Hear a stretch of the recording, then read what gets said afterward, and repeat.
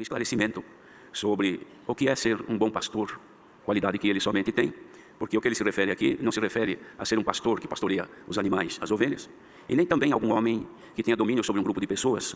Ele se refere a ele mesmo, que ele é que tem o poder para governar o seu povo. Ele dizia assim que, na verdade vos digo que aquele que não entra pela porta no curral das ovelhas, mas sobe por outra parte, é ladrão e salteador.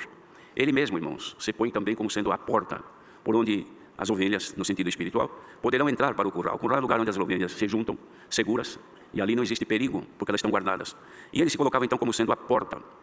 Então, ele diz assim que a este o porteiro abre e as ovelhas ouvem a sua voz, e chama pelo nome as suas ovelhas e traz elas para fora.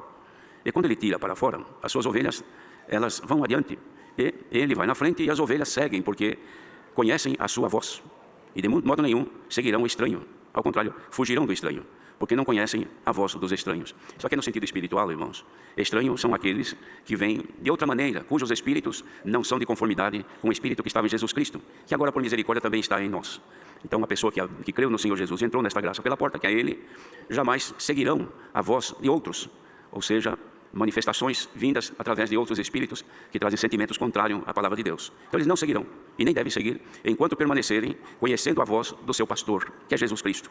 Ora, irmãos, todo crente que o Senhor tem dado, através da fé, o conhecimento, estes sabem discernir, conhecer a voz do Senhor, aquilo que vem de Deus. Não é que nós conhecemos a voz do Senhor porque Ele está falando e nós estamos ouvindo, não é só isto, mas nos nossos sentidos, nós conhecemos o que vem de Deus e aquilo que não vem, porque Ele tem dado ao nosso conhecimento, e nós, ninguém vê um pastor na frente, ninguém é uma ovelha que anda como andam os animais, mas nós temos a Jesus Cristo, que dele procede o alimento espiritual às nossas almas, como um pastor leva as suas ovelhas para serem tratadas. Assim nos trata também o Senhor com a sua palavra, Ele nos faz conhecer a sua vontade, de modo, irmãos, que quando a pessoa perde a sensibilidade e não conhece mais aquilo que vem de Deus, não conhece mais aquilo que traz paz e salvação à nossa alma, mas são coisas que podem nos iludir, coisas que podem nos enganar, que parece que é bom, parece que é de Deus, mas se nós formos analisar com critério, nós vamos ver que aquela coisa, ou aquela maneira, ou aquela doutrina, isto não procede de Deus. Então nós temos o dever de conhecer. Quem tem no coração o Espírito de Deus, tem também o conhecimento e a sensibilidade para saber se vem de Deus ou não. Então não é porque há uma libertação, não é porque haja alguma cura, não é porque haja algum benefício visível desta vida terrena, que nós vamos dizer que vem de Deus, porque no final dos tempos a própria palavra de Deus anuncia de forma profética, que se for possível, o adversário fará até descer fogo dos céus, para que as pessoas creiam nele. E também o espírito do erro fará com que as pessoas creiam na mentira e deixam de crer na verdade.